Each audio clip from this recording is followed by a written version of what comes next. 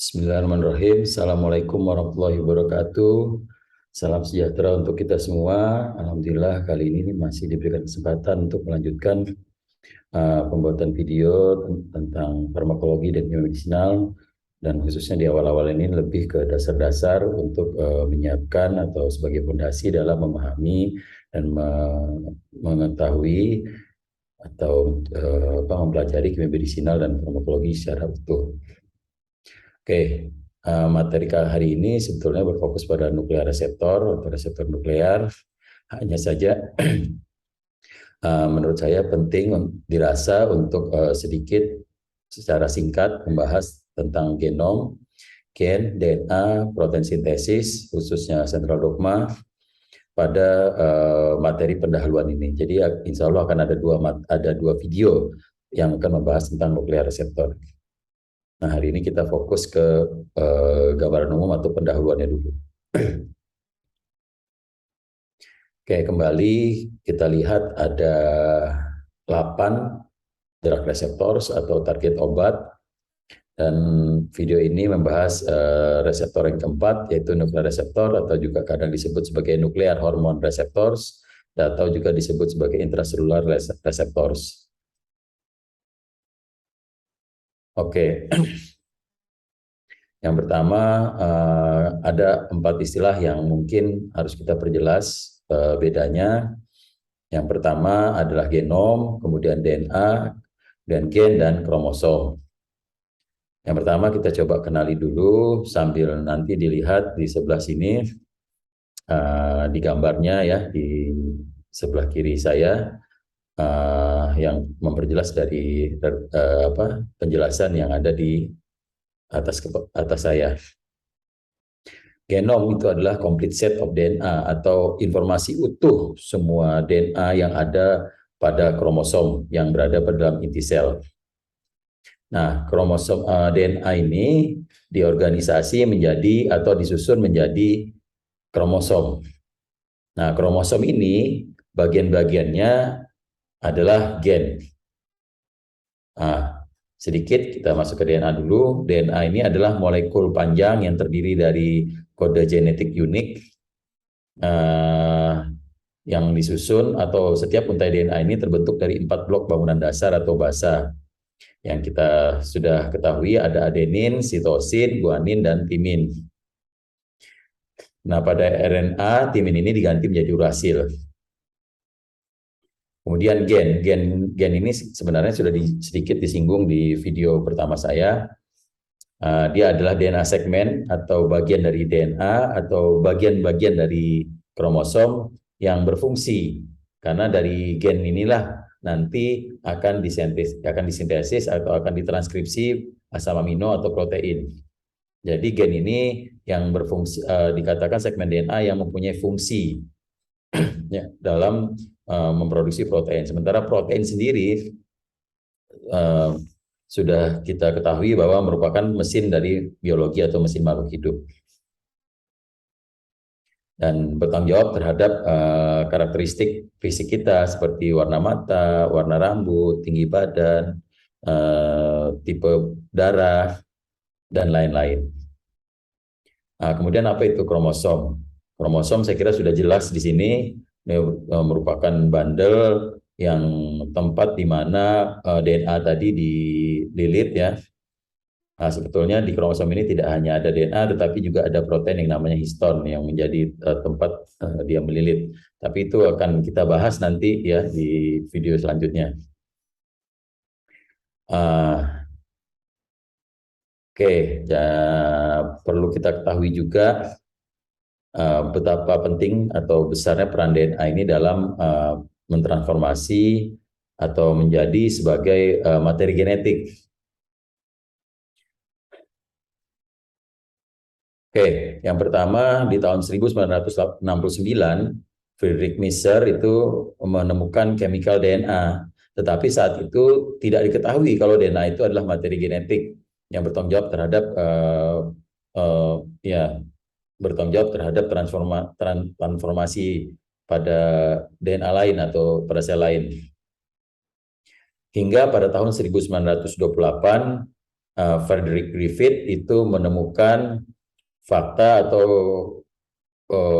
kondisi yang dikenal pada Frederick Griffith Experiment sebagai transforming principle. Tapi saat itu belum diketahui kalau itu DNA. Hanya saja saat itu Frederick Griffith ini menemukan fakta bahwa pada saat itu beliau mencoba membuat vaksin dari pneumonia, dan ada dua jenis, ada dua strain bakteri Streptococcus pneumonia, yang satu berbahaya atau virulen dan yang satu non virulen atau tidak berbahaya. Nah, bakteri yang berbahaya ini dia mempunyai kapsul polisakarida yang menyebabkan sistem imun kita kesulitan dalam mengatasi bakteri ini. Nah, fakta yang ditemukan Frederick Griffith adalah saat si bakteri yang berbahaya ini tetapi sudah dipanaskan atau dimatikan, bercampur dengan bakteri yang non virulen yang tidak mempunyai kapsul polisakarida tadi, itu saat dicampur atau ditemukan ternyata mampu menyebabkan transformasi pada bakteri yang tidak berbahaya ini. Nah, karena yang berbahaya ini kalau diinjeksikan ke tikus, tikus akan mati, sementara yang tidak berbahaya ini kalau diinjeksikan tikus tidak mati. Nah, saat virus yang berbahaya sudah dimatikan, dan virus yang tidak berbahaya atau non virulen ini diinjeksikan ke tikus bersama virus yang berbahaya ini, namun sudah dimatikan, ternyata si tikus atau hewan uji tersebut juga mati. Dan di situ ditemukan fakta bahwa bakteri yang tidak berbahaya ini telah berubah menjadi bakteri yang berbahaya atau terdapat kapsul polisakarida tadi. Nah, disitulah ditemukan atau yang dikatakan sebagai transforming principle. Nah, tapi saat itu Frederick Griffith ini tidak tahu kalau itu DNA, belum diketahui. Tetapi fakta menarik dari sini adalah saat dua DNA yang mirip itu bertemu bisa mempengaruhi DNA lainnya. Nah, mungkin itu salah satu fakta kenapa kita dilarang menikah dengan saudara kandung misalnya. Atau sebaiknya kita jangan mengkonsumsi makanan yang sequence DNA-nya atau DNA-nya itu mirip dengan kita, seperti simpanse dan ada juga babi. Nah, fakta ini yang menarik. Ini menurut saya memperkirakan saat kita memakan makhluk hidup yang mempunyai similarity DNA sequence itu sangat besar, itu mampu menyebabkan mutasi. Nah, mungkin saya menduga kejadian kanker pada negara-negara mungkin yang mengkonsumsi makanan tersebut itu cukup tinggi, mungkin diakibatkan oleh ini. Tapi ini masih dugaan ya, berdasarkan fakta dan fakta yang ditemukan oleh Frederick Griffith ini. Artinya karena kanker itu sendiri adalah mutasi gen sebetulnya. Ya, memang terjadi pertumbuhan yang signifikan itu sebetulnya hanya karena mutasi gen. Oke, kita kembali ke sini. Pada tahun 1944, Oswald Avery, Colin MacLeod, dan Maclean McCarthy ini akhirnya menemukan bahwa yang menyebabkan transforming principle tadi adalah DNA. Nah, jadi pada saat si polisakarida di bakteri tersebut dirusak, tapi diinjeksikan ke tikus, tikusnya tetap mati. Lipidnya dirusak oleh lipase, ternyata diinjeksikan ke tikus, tikusnya tetap mati. Sampai pada saat si chemical DNA ini yang dirusak, itu si chemical DNA pada si bakteri ini dirusak, si hewan uji tadi atau hewan coba tersebut hidup. Dan disimpulkan ternyata bahwa DNA lah yang bertanggung jawab terhadap transformasi genetik tadi.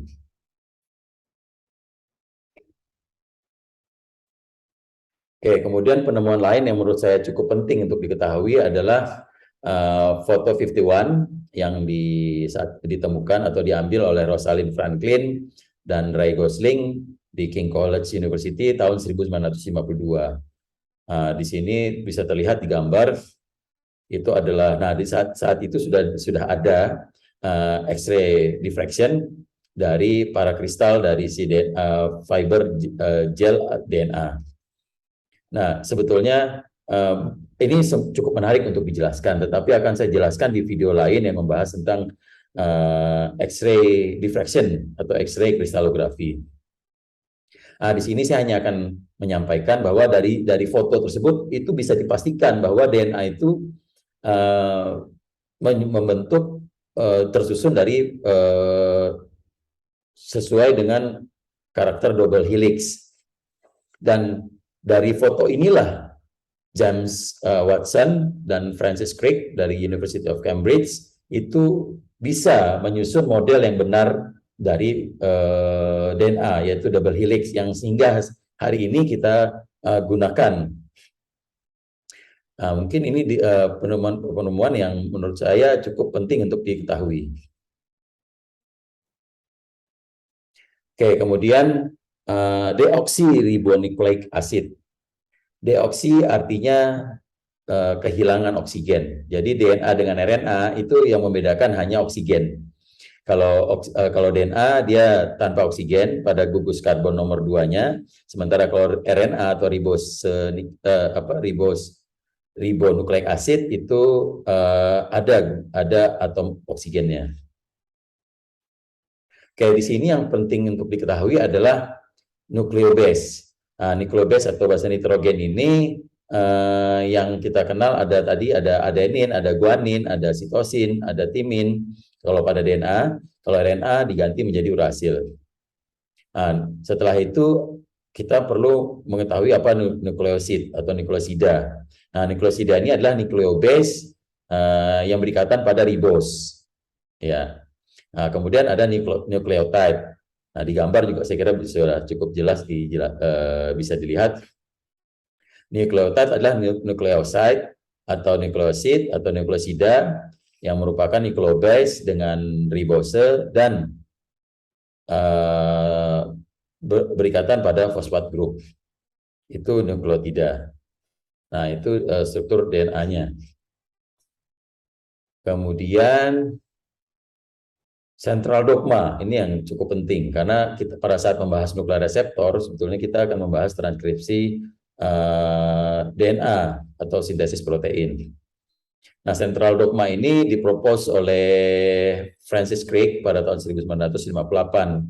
Di sini menjelaskan bahwa kode-kode atau sequence pada DNA itu akan punya fungsi dan menentukan sequence asam amino atau protein.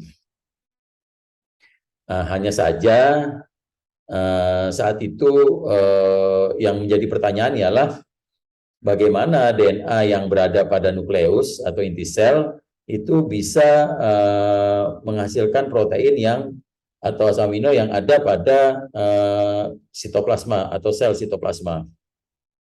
Nah, saat itu diketahui ternyata RNA itu ada pada sitoplasma. Nah, jadi central dogma ini adalah bagaimana si DNA itu atau urutan DNA itu menentukan urutan dari protein. Mulai dari replikasi DNA itu sendiri, transkripsi, mulai dari DNA ditranskripsikan menjadi RNA, dan RNA ditranskripsikan ditranslasi menjadi protein.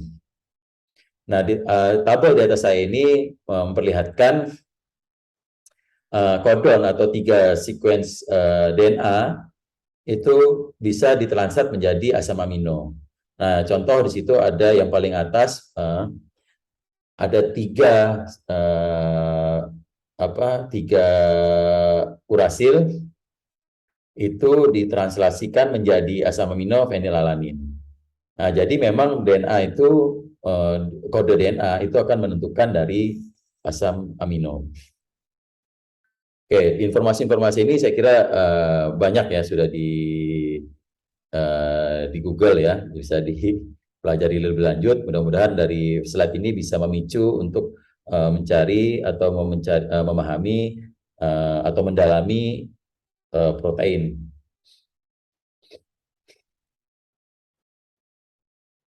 Oke,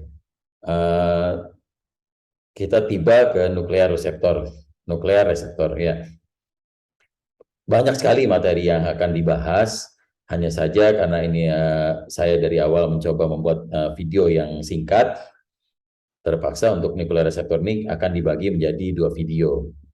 Nuklear reseptor ini kenapa tadi saya singgung DNA, central dogma, dan lain-lain, karena nuklear reseptor ini dia akan aktif dan berikatan pada DNA.